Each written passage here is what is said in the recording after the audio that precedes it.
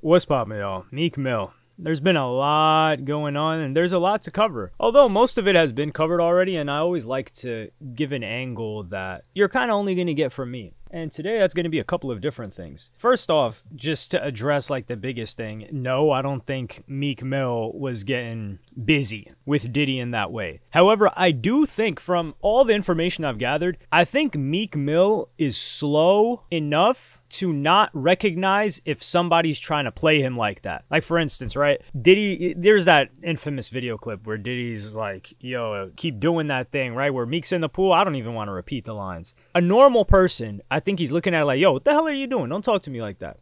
But Meek, I think in his mind, he sees Diddy as, oh, nah, Diddy could never be that. So it just flies over his head when someone's trying to like play him. But Meek has been to jail and he spent a lot of time in jail. So I don't know why that. So that's confusing. But yeah, I 100% don't believe Meek was involved in any activity like that. But did Meek handle it properly? Absolutely not. It was a nightmarish streak on social media for him. From everything from where he was going back and forth with academics, to where he crashed his car, to where it was all a mess. But I do want to talk about the music. So Meek released this independently. He released this Heathenism project. I listened to maybe 3 or 4 of these songs. I didn't get through all of it. But he released this through Dream Chasers, which is his own thing now. And the streams aren't bad. Granted, there's like 500 on just on Spotify, right? The one with Future has got 1.7, 1.8 million. I think that one probably got some playlisting, and it's a Future feature. The others got at least 500,000. Now, what people will say is, oh man, this is Meek Mill. This guy used to crash mixtape sites. Yes, he did. That was once upon a time, Dat Piff era. Wow, what a golden age. Well, enough reminiscing. So I don't think this is bad at all, given that the reasons why Meek Mill went viral this past week had nothing to do with his music. I think most people that saw what was going on didn't even check out his music. Now, I do think he did as best a job as he could trying to promote his music. However, I don't know how he's going to handle the business of music on his own, because I'm starting to recognize that Meek Mill is far slower, out of tune, incapable of like understanding what's going on outside of like how he views the world. It's kind of like it's like he's got these certain pair of glasses that the world looks entirely different. And he believes that the rest of the world looks at it the same way. But the rest of the world, us, we got the same pair of glasses for this case scenario. And we're looking at him like, yo, this guy's crazy. So with all that being said, I'm interested to see where he goes. We haven't seen Meek Mill on tour in forever. We haven't seen Meek Mill active on other people's songs and stuff forever. Meek Mill's talking about, even on this album, he's like, yo, I'm with the Killers. And then he's on social media talking about, yo, I don't mess with the Killers. We need like reform. And he's talking to like police. And there was unfortunately like somewhat of a mass shooting that happened in Philadelphia recently. I think the same day that I'm recording this. So it just kind of bothers me as a Meek Mill listener, man. 2014, if you asked me who I messed with more, Meek or, well, 2011 to 2014, I was messing with Meek way more than I did Drake. And everybody was a Drake fan back then. But I was like, nah, Meek Mill is way harder. Because, you know, I was like a little bit younger. I'm a boy. And Drake was kind of like off that soft stuff. So I didn't really like it too much. So I messed with Meek. Now, 2015, when Drake dropped If You're Reading This Too Late, hey, no apologies here, Meek, but you kind of had to get put to the wayside, especially with Back to Back. Oh, man, that song is a banger.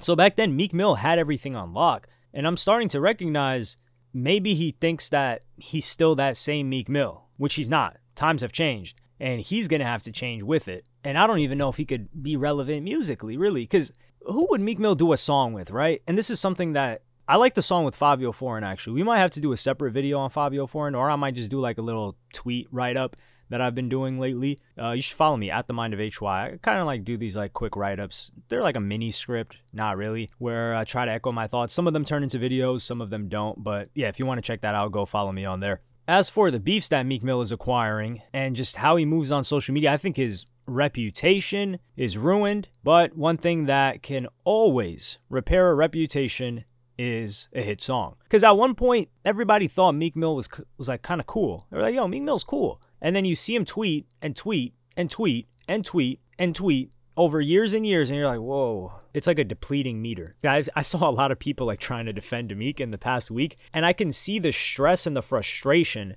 because they're looking at it like, man, just give me your phone and I could have tweeted something that could have saved you from this whole situation, this whole hole you dug yourself in. And they're just like frustrated with every tweet. And I totally understand where they're coming from. I just find it all funny because this is all entertainment to me. Like, if Meek falls off or not, which, like, what does fall off really mean? Which is a separate conversation we might have. I was having this conversation with someone else where there are certain pockets or genres or whatever where they don't even consider the idea of falling off to be a thing. Like Asher Roth, right? Let me attack this. We're going to take a quick tangent. Follow me. Follow the leader, or Simon Says. So Simon Says we're going to take a quick tangent. Promise we'll be back soon. So like Asher Roth, right? This guy's still got fans, or Yellow Wolf. They've still got a lot of fans that listen to their music. And if you told them, and they've been listening to his music or that person's music for like 10 years. And if you told them like, yo, Yellow Wolf fell off or Asher Roth fell off, they're looking at you confused. Like, they're not going to say you're wrong, but they're looking at it like, huh?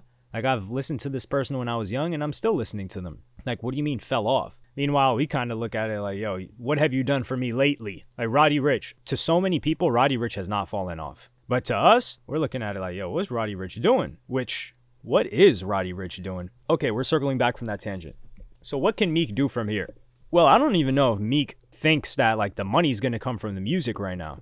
Because keep in mind, how much does Meek Mill have to stream for him to make significant income from his music? He's gonna have to stream a crazy amount, and I don't think he knows how much it costs to keep him lit and to get him to stream that much. But he's gonna learn right now. There's growing pains to it. One thing I don't know though is why Meek doesn't learn from people that he's directly in contact with. For instance, it was either at a point or maybe still that Meek Mill was managed by Roc Nation. Jay-Z was, by his side, kind of had his hand on his shoulder, guiding him through the whole reform process. And Jay-Z is an individual that has dabbled around in reform, prison reform, anything like social justice, politics, all that other stuff. And he handles it very well. Meanwhile, you have Meek just like tweeting away. So I can't wrap my head around why Meek doesn't just look at Jay-Z and say, this guy's where I want to be, and this is what he's doing, and this is what I'm doing. And there's a disconnect between what I'm doing and what he's doing. So maybe I should clear that up. But I don't know if his brain is able to even turn the gears for that, which always kind of has me shocked because there are certain people that are really brilliant, but they can't put raps together. And then it definitely takes a level of skill and cognition to be able to put raps together and to be able to rap like Meek Mill rapped, especially in his early days coming up. So it's so hard for me to look at it like, hey, this person that can rap so well is unable to think critically. And there's other people like that too. Like, for instance,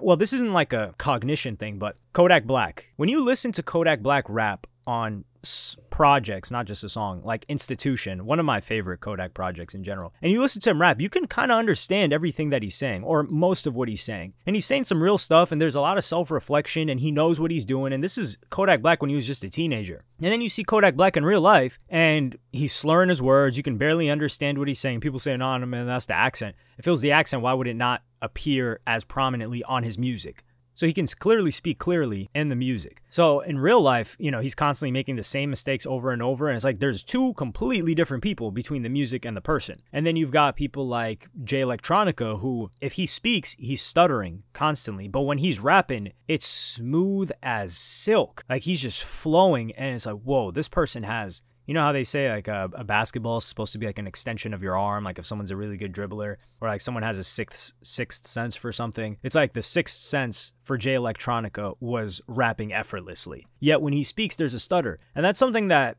I don't know, are there like neuroscientists that look into stuff like that? I do think those cases are different from Meek Mill. Like, Meek Mill's just... a little bit slow. Respectfully, Meek, you're a talented rapper. But yeah, let me know what y'all think in the comments. What can Meek do to kind of repair what's going on? Because the whole like, oh, I'm hiring private, this is another thing. He's talking about I'm hiring private investigators for what? And doesn't that take away the whole private part of it? But I'm not surprised that someone could live like this for so long, because when you're as lit as Meek Mill was, everything is done for you. So I don't even think he had to think for a decade until he realized, oh, whoa, how much have I gotten paid? You guys remember when that happened? When he finally realized how much or how little he had gotten paid from his record label. He's like, yo, I haven't seen a music check in 10 years. It's like, well, what did you expect? But yeah, let me know what y'all think in the comments. Like and subscribe and hit the notification bell if you enjoyed. Follow me on Twitter and Instagram.